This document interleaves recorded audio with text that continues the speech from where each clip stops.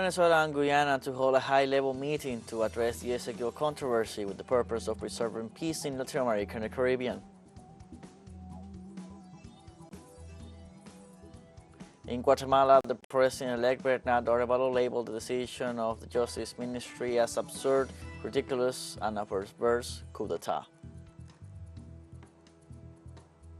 In Palestine, the Israeli regime continues its attacks against civilians in Gaza, killing dozens and injuring many others.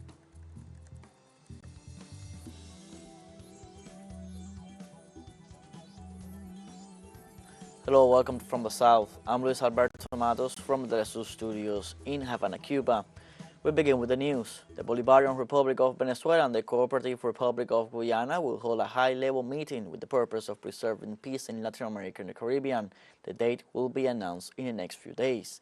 President Nicolás Maduro received the proposal for dialogue from the head of state of Brazil, Luis Ignacio Lula da Silva, and the Prime Minister of St. Vincent and the Grenadines, Ralph Gonsalves, during a telephone conversation.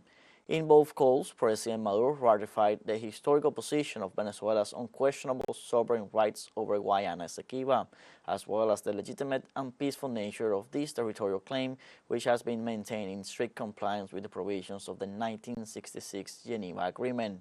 Regarding the dialogue to be held between the two nations, the national government expressed its satisfaction and accepts this call with pleasure and commitment.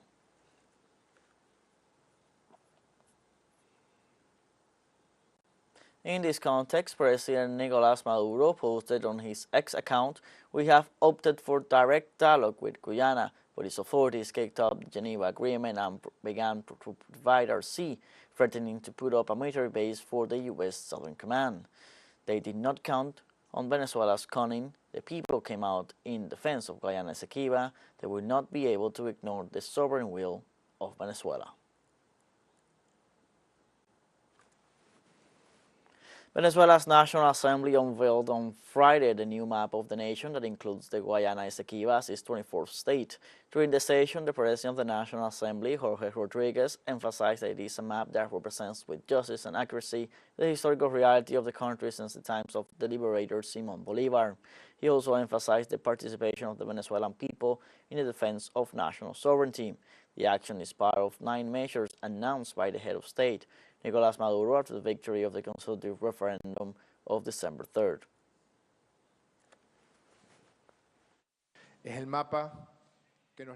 This is the map that the liberator Simón Bolívar bequeathed to us.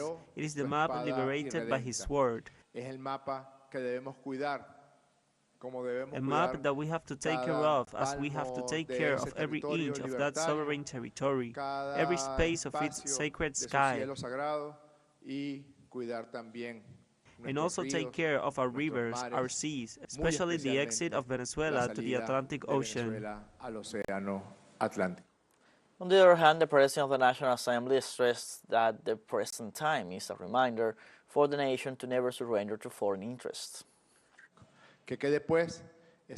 Let the green map remain as a hope, a map that has been so hard to defend and preserve, also as a reminder to stay in this room.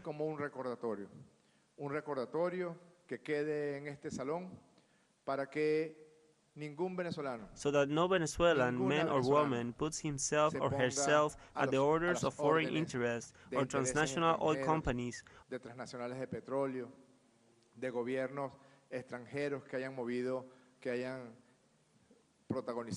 of foreign governments that have acted against the people and against the territory of the Bolivarian Republic of Venezuela. In Guatemala, President-elect Bernardo Arevalo has labeled the decision by the Ministry of Justice as absurd, ridiculous, and a perverse coup d'etat. He made the statement at a press conference together with the Vice President-elect Karim Herrera and deputies of his party Semilla movement. Arevalo said that this is a maneuver to annul the past elections. On Friday, the Anti-Corruption Prosecutor's Office, backed by the Ministry of Justice, raised accusations of alleged crimes committed during the past elections that could render them null and void. In the face of such serious accusations, Arevalo has argued that democracy in Guatemala has been compromised.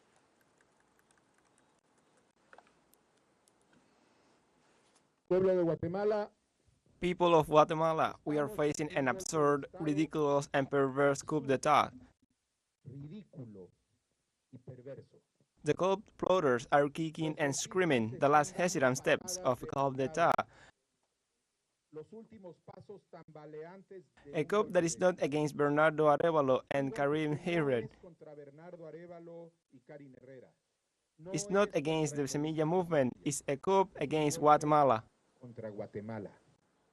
Arevalo described some of the actions of the public prosecutor's ministry against the party and its militants.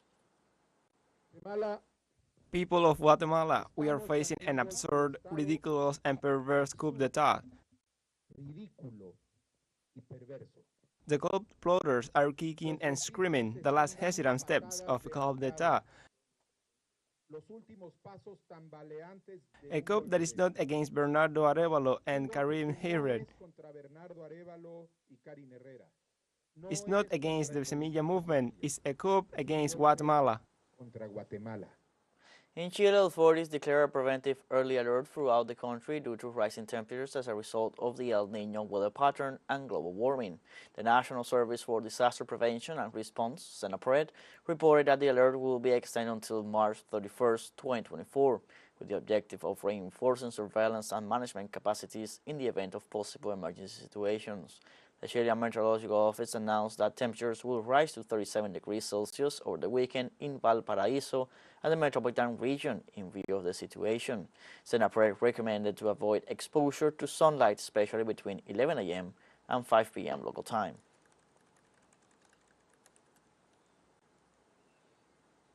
Let's take a short break, but remember you can join us on TikTok at TeleSUR English, where you'll find news in different formats, news updates, and much more. Other stories coming up. Stay with us.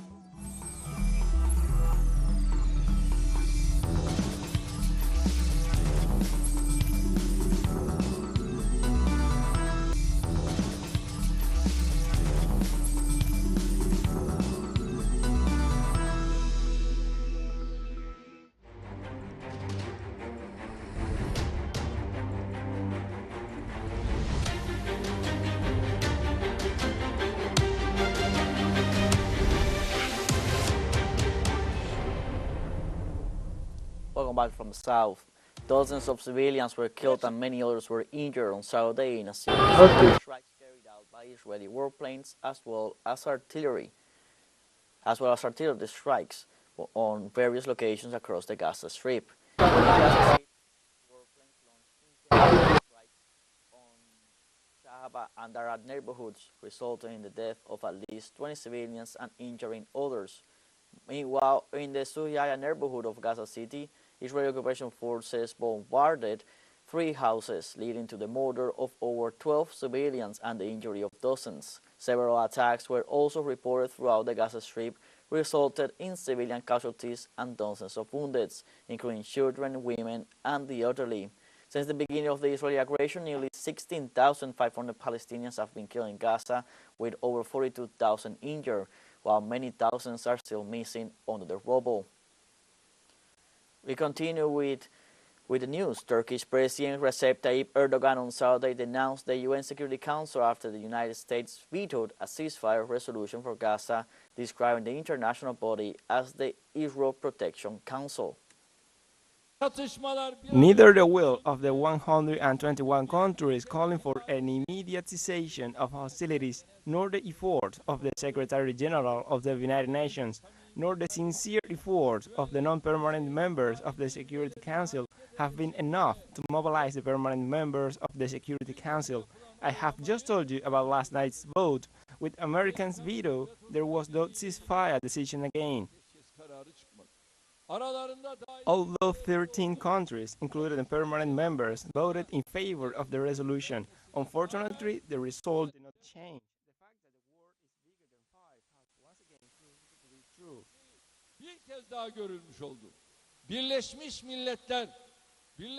It is essential, it is a must to reform the United Nations and the United Nations Security Council.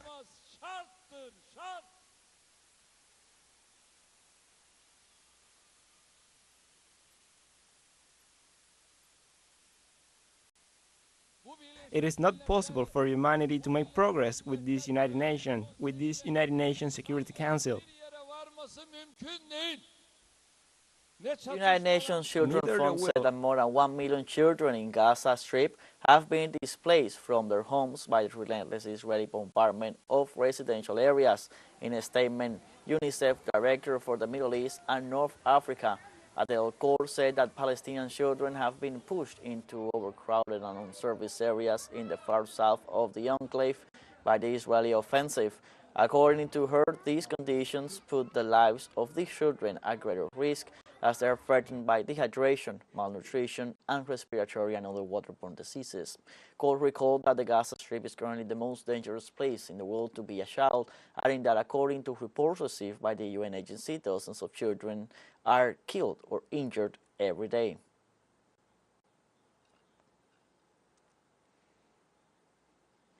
In Palestine, the Ministry of Public Works and Housing denounced the destruction of more than 25% of the urban areas of the Gaza Strip as a result of the Israeli bombardment.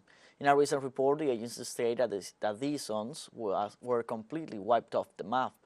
It also confirmed that more than 250,000 homes were destroyed. More than 30% of the infrastructure was totally damaged, including roads, water and sewage networks, power and communication lines, as well as thousands of education and health centers and places of worship, both Islamic and Christian.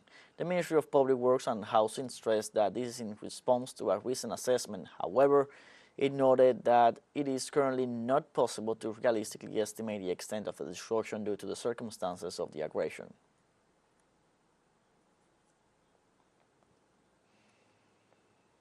Also in the United Arab Emirates, citizens from different social movements mobilized this Saturday in front of the COP28 headquarters to show their support for the Palestinian people in the midst of the Israeli siege.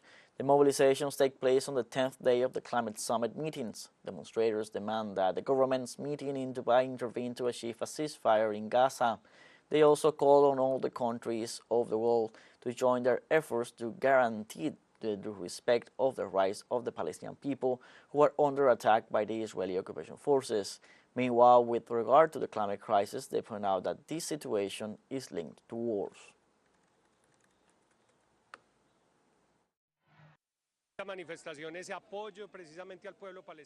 This demonstration is in support of the Palestinian people, so that their human rights be respected, against imperialism and fully support of the Palestinians. And one could think there is no connection between the Palestinian issue and the climate change, but the two are very connected because without respect for human rights, there is no climate justice.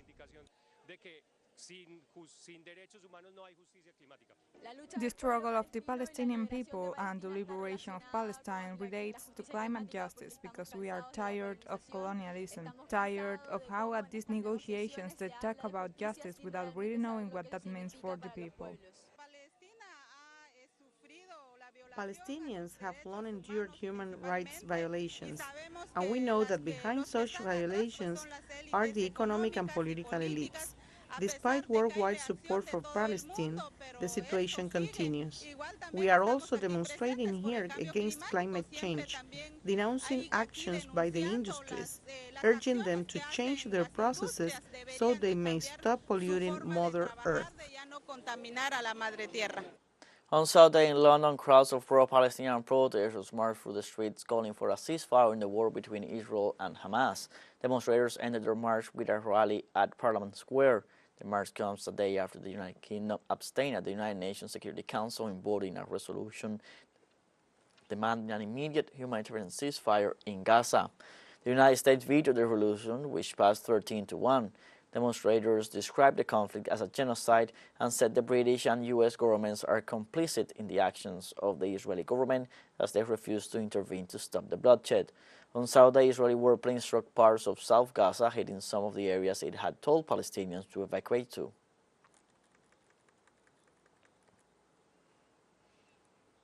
We have a second short break coming up, but before we invite you to join our WhatsApp community for our English-speaking audience, you can scan the QR code on screen to join directly and share the link to reach more people. Constant news coverage of Latin America and the Caribbean, as well as the rest of the world. Stay connected and informed with TeleSUR. Final short break, don't go away.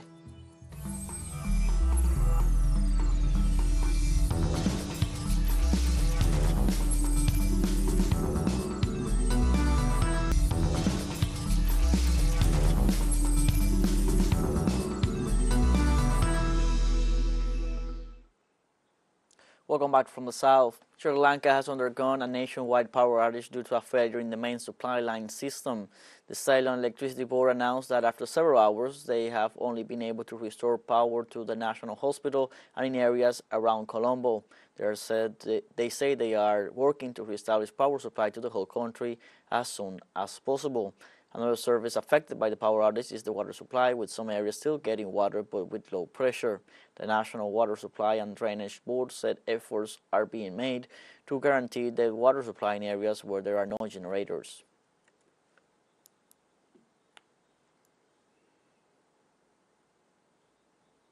Over 250 South Sudanese soldiers left on Friday the Democratic Republic of the Congo's east. The contingent left in 3 rotations throughout the day, according to a military source. The soldiers took off from Goma bound for Juba after the Kenyans. The South Sudanese are the latest group from an East African Community regional force to withdraw from the eastern DRC. The regional force includes Uganda and Burundi, who are set to leave in the coming weeks. The 7-nation EAC first deployed troops in the violence-plagued eastern DRC in November 2022. They deployed at the invitation of the DRC authorities and were tasked with overseeing the withdrawal of M23 fighters from eastern DRC. DRC president and local residents accused the force of cohabiting with the rebels rather than forcing them to lay down arms. Kinshasa then refused to renew the force's mandate.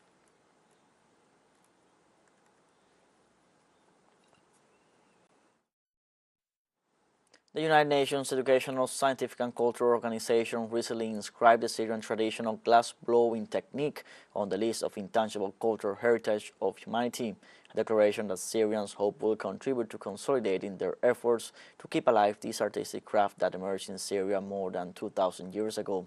Let's watch the following report by our correspondent, Himsham Wanus. In the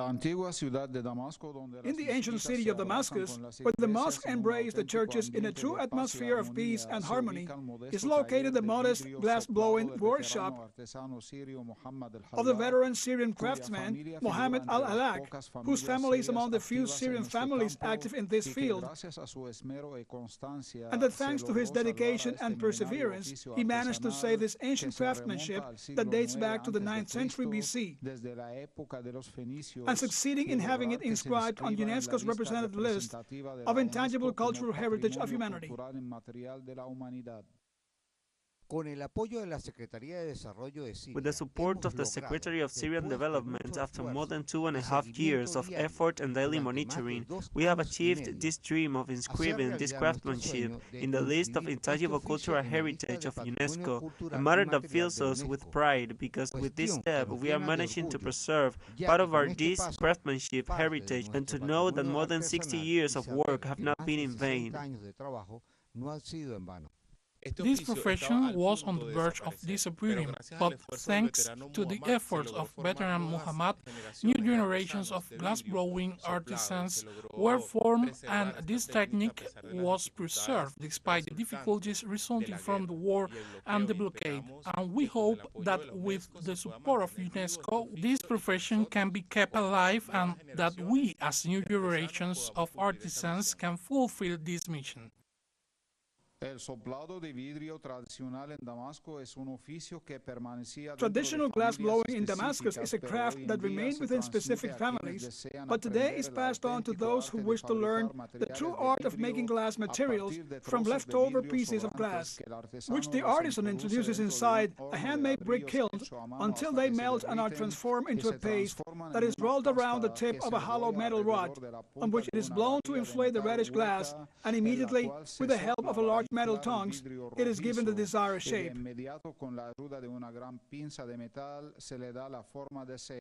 Despite all the difficulties, such as the shortage of diesel and electricity and the lack of labor and raw materials, we will continue working to preserve this craft that we have inherited from our parents and grandparents, and we hope that the new generations can follow this path. This craft is an essential part of our traditional heritage, and it is a world full of art, creativity, and emotions, because each piece of glass carries parts of our souls as artisans, and is a reflection of our creative imagination. I have been working in this profession for almost 2.5 months, and I advise all the girls to live this experience because glassblowing is part of our past and our history, and today we work to preserve it and make it part of our future. Artisans finish their work with the use of a powder pigments to color it during the melting process or to decorate it with the help of a stylist, once cooled and solid. On many occasions, cultural symbols are drawn or engraved on the glass with the use of white, blue, green, and crimson colors, as well as the incorporation of gold-plated ornaments.